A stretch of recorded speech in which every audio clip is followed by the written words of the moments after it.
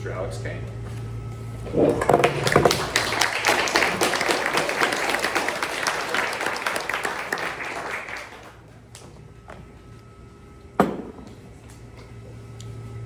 Tripod, right? Yeah, that's right. Hey, Diet Coke tripod. Still learning. I got a better one. Yeah. That's good. All right. Guys, first of all, I'm really happy to see everybody here today. And I appreciate you guys coming back. I know those of you that were here last month, I was traveling to Michigan for my godmother's funeral, and just was unable to be here. And I do appreciate Louise, being cordial enough to reset the schedule and so on. So, how many of you here have lived in the Farragut area all your life? Just raise your hands. Okay. Very few of us, all right? So this story that you can all relate to it. I look at it this way. I brought this book tonight, Oh, the Places You Will Go, all right? This book came to me from my cousin when I graduated from college. But when you think about that book, Dr. Seuss wrote it a long time ago. I came to Farragut in 1998. I followed my parents here. My dad was an executive at General Motors, and they moved here. I came down here about a year later and came to visit, spent a couple weeks here on vacation, met a ton of great people, enjoyed it enough. I went back home and packed up and moved here permanently. What drew me to Farragut at that time was the people, the atmosphere, the small town feeling that we had. When I got here in 1998 off of Grigsby Chapel Road, you got there to the corner at Campbell Station, there was no Turkey Creek, it was all woods. There was a cable across what now is Parkside Drive. So you looked at that, and then you saw the slow development and the commercial building and the neighborhoods coming in, and the feel of the town was great. It really was. Just the development total, we got a lot of new properties here. During that same time, there was a lot of investment even in our infrastructure. The school district went ahead and they rebuilt the football stadium. Then eventually Pilot came in and put the turf field in at the stadium. So there was a lot of investment from outside sources here in the town, along with what the town was doing, cleaning up some of our dilapidated properties, bringing in some of our new development. Somewhere around 2010, 12, 14, somewhere in that area, to me, things started to change. We started to get more traffic. We started to see different types of developments come in. And the atmosphere and the feeling to me changed. We went from being that rural, small town to more of a suburban. A lot of us wanted to keep that suburban feel or wanted to keep the rural feel, But what we had was this continued development upon development upon development. And then in 2018, we had the proposal come in for Biddle Farms. That property obviously was an eyesore for a long time. And the original presentation was great. It was going to have that Main Street USA feel, and we were going to have something there that we could call our downtown. And then I remember one day sitting at the high school, because I do a lot of the film work for the football team, and at the time I was filming practice up in the press box. And I'm watching, and they're building 4-story apartment buildings. And I remember that was never part of the original plan. Never was. That's not true. It was always. Ma'am, part of ma'am, the plan. not during presentations.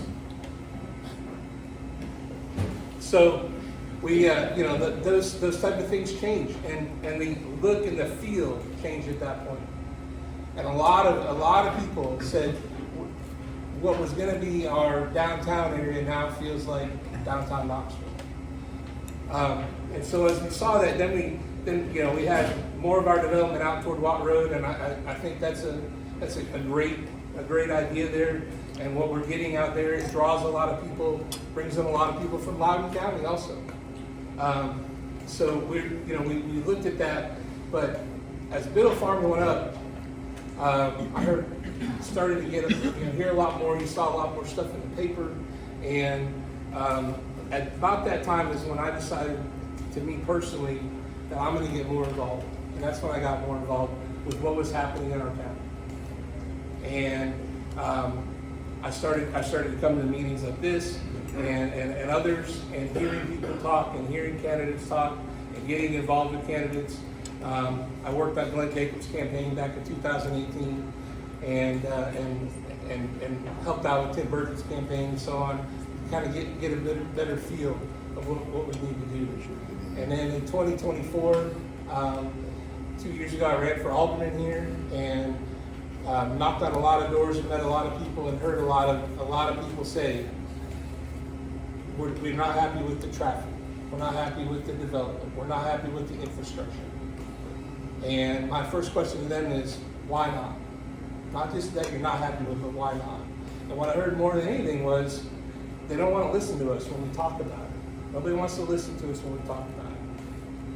And so I started getting these questions and getting these answers from people, and started to look at what can we do. And then, the town at the time was implementing the ATMS, the automated traffic management system with our traffic lights. I think that process, that project has done a lot of good things here along Kingston Pike, especially. Now we started to implement the AI aspect to it, so the cameras are able to adjust the traffic lights on their own. It hasn't solved all the problems. Where did a lot of the traffic come from? That's another big question that people would ask me. Where's all this traffic coming from? A lot of it's cut-through traffic. I live on Grigsby Chapel Road. When I moved here in the early 2000s, I could sit on the back patio of my house and not see a car drive behind me for hours. Now it's seconds, sometimes minutes. This afternoon it was backed up almost, past Fritz Road for some odd reason. So a lot of those cars, as they come through, they're cutting through from Kingston Pike, from Loudoun County, and so on. How do we solve the cut-through problem? We really can't. And when we look at that, we want people to come to our town. I think we all agree to that. Our town runs on sales tax revenue, so we want people to come to our town. We want people to come to restaurants like this. We want people to come to our commercial properties, to our businesses, especially of our small businesses that groups like Steve promote every day. So when I was talking to these people in 24, I had to tell them, I said, we can't limit people coming here. We can't shut the roads down, but there are things we can do. And the big thing I discovered, talking to a few people, is we have some infrastructure issues when it comes to our roads also. Especially some of the roads that the town is responsible for. We're behind when it comes to paving and so on. And if you start to look at all that together, people maybe are avoiding certain streets or roads because of the quality of the road, and that's why they're cutting through in other parts of the neighborhood or parts of the town. But the other big thing I heard was the development. Everybody said, please slow it down. Not get rid of it, don't stop it, but slow it down. Let's truly look at anything that's proposed and get a lot of citizen input to it, and look at, is this what really the majority of the people want? Is this what the town wants? Does the town really need it? And then we went through the election process. I was elected and sworn in August of 24. We had a survey come out in 2025, unfortunately the scores were not real well on some of the categories. In that survey, an overwhelming majority of people felt that the town score, we were fair to poor when it came to commercial development, residential development, and traffic. So the question I had to people now as I'm not campaigning and they ask questions about this, I was like, okay, tell me again, why do you feel that we're fair to poor in these categories? And what are you suggesting we fix it? Or what would you like to see us do to fix it?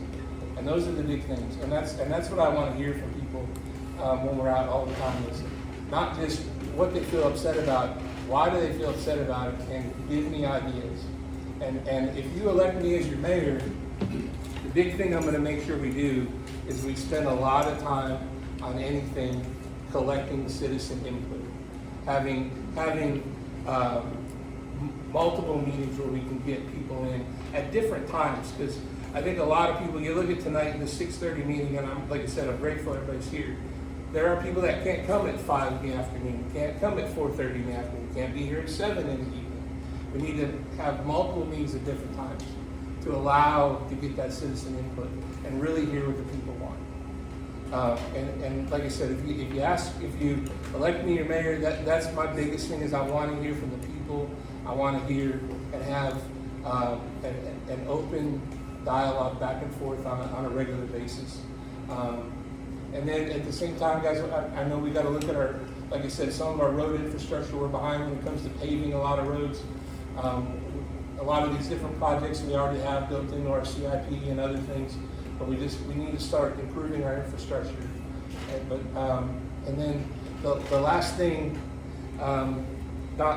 Mr. Mann, you had us at a meeting last week with the Glen Abbey neighborhood and Shiloh and a couple others, and a lot of people wanted to know what was your idea for Eddie Ford's property? What can we do? You know, the town has some ideas. We have the mixed-use town center plan already in place and so on. I'd love to see a really good development there where we have a lot of open space. We have some maybe commercial up front, some light residential, you know, very sporadic residential and so on. We have a lot of open space. Besides Founders Park, that would really make a great place for another big, expansive park here, up away from the southwest corner of the town where obviously we have been feeding and so on. And you think about it, that's the last place from the Battle of Concord to Farragut that's never been built on. And there's a lot of heritage and history there. And I think we could, using our tourism department, really turn it into something where we could draw a lot of that historical tourism, the Civil War tourism, and just our American history tourism. I think we could build something real special there and bring people here to come see. Because if you don't know the Battle of Concord and Farragut, it really determined who controlled the railroad lines in the city of Knoxville and the railroad between Knoxville and Nashville during the Civil War. And so there's a big historical significance to that piece of property. I'd like to see us not pave it over with a parking lot, even though that's not part of the plan. But, you know, that's the old saying. I'd like to see us where we can really use it in a good space where everybody's happy, but we don't overburden it or just cover it all up with buildings. So, thank you. Thank you.